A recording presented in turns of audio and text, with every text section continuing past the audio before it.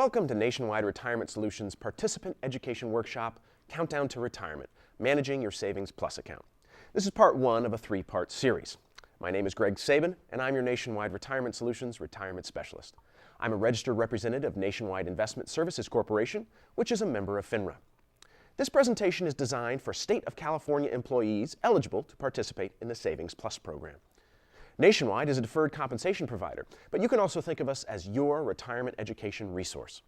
We provide you with basic financial principles that, when put into practice, may make a difference in your retirement future. We provide these educational services in order to help you secure a better quality of life, both now and in the years to come. Neither Nationwide nor any of its representatives give tax, legal, or investment advice. For such guidance, please contact your legal or professional advisor. This section will focus on your lifestyle in retirement and your retirement risks. Your lifestyle will determine how much you'll need in retirement. To help better plan for your retirement, there are also retirement risks that you should be aware of. These risks include longevity, inflation, healthcare, and long-term care. There are many other risks that retirees in particular are exposed to, but our goal today is to make you aware of these primary ones. Let's take a look at them in more detail. Many retirement seminars talk about vacations, motorhomes, boats, and even more show pictures of people lounging around looking rich. We're going to look at a couple of real statistics that show just how ready Americans are for retirement. According to the 2009 Retirement Confidence Survey conducted by the Employee Benefit Research Institute, many people are overconfident about how much money they'll have in retirement, meaning they think they'll have enough when they really won't. In statistic number 1% of those surveyed who have not changed their contribution amount in the past year, 72% of people participating in a retirement plan have not changed their contribution or deferral amount within the past year. It's a lot of people who don't seem to be doing all they can to have a chance at a better retirement. Because you're watching this workshop, you're already taking steps towards planning for retirement, and so you may be better off than that huge percentage of people. Doesn't that feel good? In the next statistic, the percentage of those surveyed nearing retirement who have not calculated retirement income need, the study claims that only 44%, less than half of those who are nearing retirement, have even calculated what they're going to need in income. Some people don't want to face it, others don't know how to figure it. By not calculating what you need for retirement income, you would not know if you needed to contribute the maximum. And stat number 3, of those surveyed, over half say that the total value of all their household savings and investments combined, excluding their home, is, if you can believe this, $25,000 or less. One common thread between these points is that because of overconfidence, or not calculating, or not deferring enough, these people could be leaving themselves short on retirement dollars. And that's what today is all about. This workshop will help you see the reality of where you are and show you why you need to be putting away as much as possible. The fact that you're here today is a sign that you'll be well ahead of the average employee. Congratulations.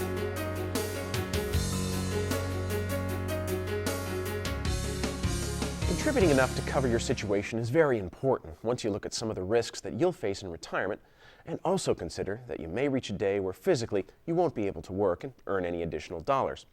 So today, we're going to look at a few steps that might help you get where you need to be in retirement income. How you spend your time in retirement will help determine the amount of money you'll need. Also, the location of where you spend retirement is a key cost. Housing prices, taxes, and the cost of living, as many of you know, are very high in California. Additionally, other factors include your activities and interests, or more importantly, the cost of those activities. You'll also need to consider your family obligations in retirement. Will you have children still in college, or parents that need your help when you retire?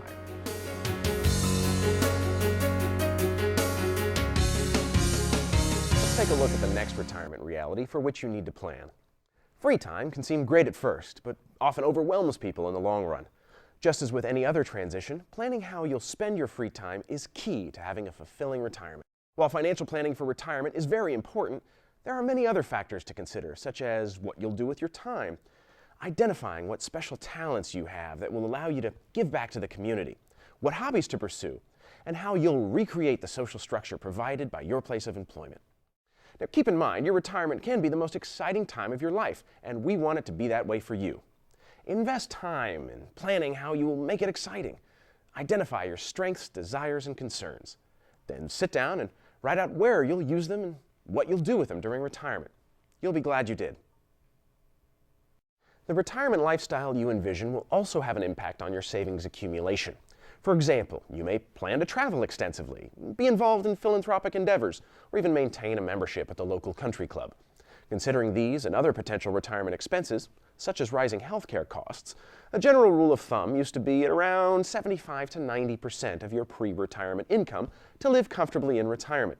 In fact, when factoring in inflation and increases in medical costs, research firm Hewitt & Associates predicts that employees will need to replace, on average, 126% of their final pay at retirement, significantly more than the traditional targets of 75 to 90% pay replacement.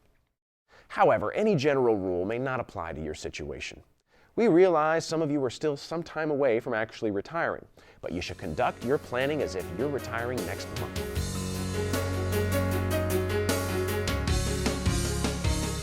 Let's take a look at this illustration of the pieces needed to figure your retirement income gap. Meet Jane. During this workshop, examples of Jane's retirement situation will appear from time to time to help you figure out yours. This chart shows the steps Jane used to figure her retirement gap.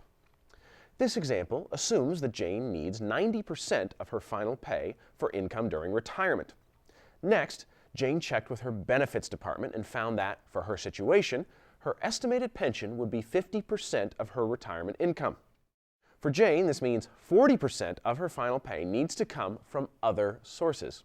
You can figure your retirement gap too. With your CalPERS pension, a miscellaneous class employee who retires at age 55 with 25 years of service might receive a retirement benefit of 50% of his or her highest eligible salary.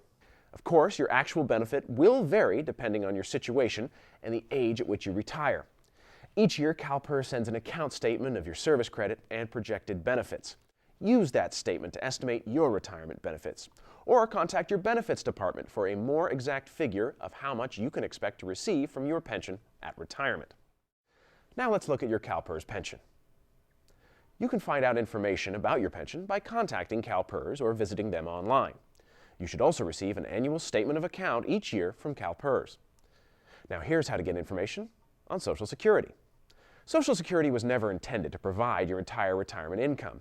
Only people who have contributed to Social Security are eligible for benefits, and the age for receiving those benefits is increasing. Full benefit age is now 67 for those born after 1960. This causes many Americans to postpone retirement. Check early to see if you are eligible to receive a Social Security benefit, so you can get a good idea whether or not to count it as one of your retirement income sources. It's easy to find out if you're eligible and what the Social Security benefit will be for both you and your spouse. That benefit can be found in the annual statement called Earnings and Benefit Estimate Statement. Social Security sends you this statement near your birthday, or you can contact the Social Security Administration. Now let's get started figuring out how much you need to save on your own. Your retirement gap is the difference between the amount of money you need at retirement and what you have. Retirement gaps are among the most serious of retirement issues. When we talk about a retirement gap, we're not talking about the money for extra items like cars and trips. When we say that someone has a retirement gap, we mean that there may not have been enough money to cover basic living expenses through all of their retirement years. Take a moment to think of someone you've known in your life who perhaps didn't have enough money in retirement to live comfortably. Remember what their situation was like. Your retirement expenses are potentially covered by money from three sources: pension, Social Security if you're eligible, and your personal savings. It makes sense, too, that you need to figure out how much the first two are in order to know what to save. And if you can do this, you can identify your retirement gap.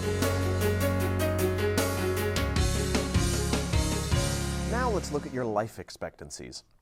Outliving your resources.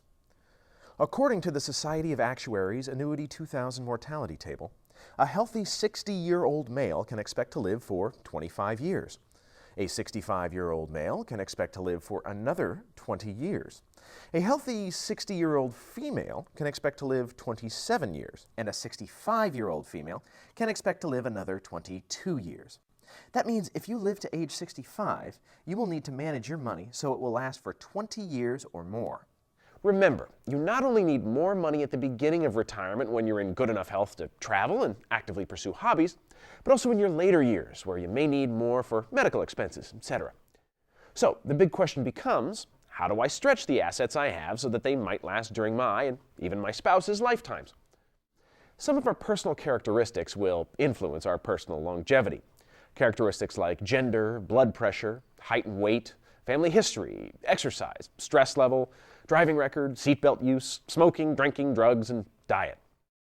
Many of these same issues will affect the amount of medical expenses you experience in retirement.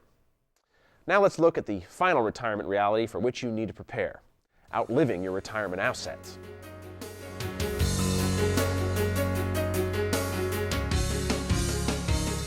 It's hard to believe that living longer may pose a risk, but it does when it comes to making your money last across all of your retirement years. But Americans are living longer. The really weird part is that the longer people delay retirement, the longer they seem to live.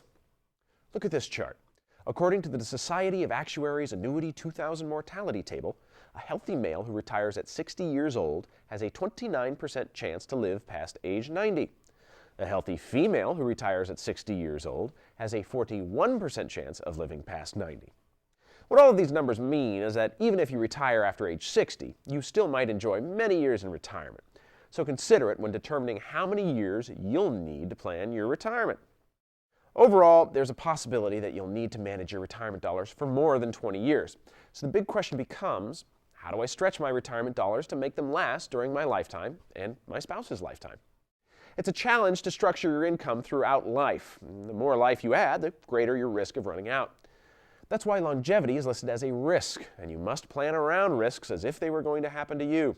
If you're not prepared, this could present some unpleasant solutions down the road. Keep in mind that while good health may positively affect how long you'll live, bad health may also negatively affect your retirement health care expenses.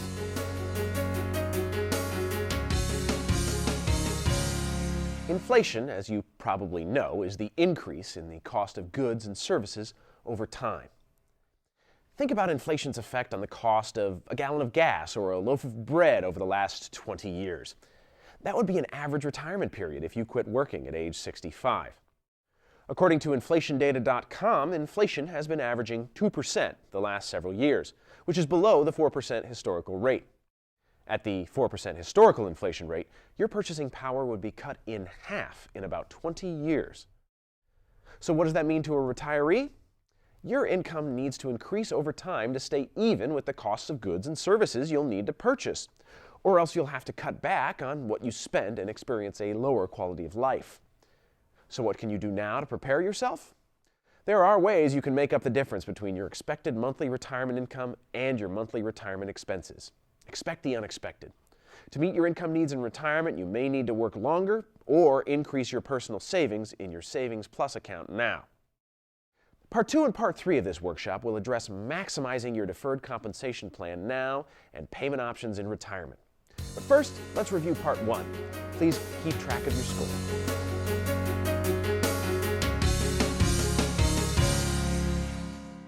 Okay, let's see how much you recall. What is a retirement income gap?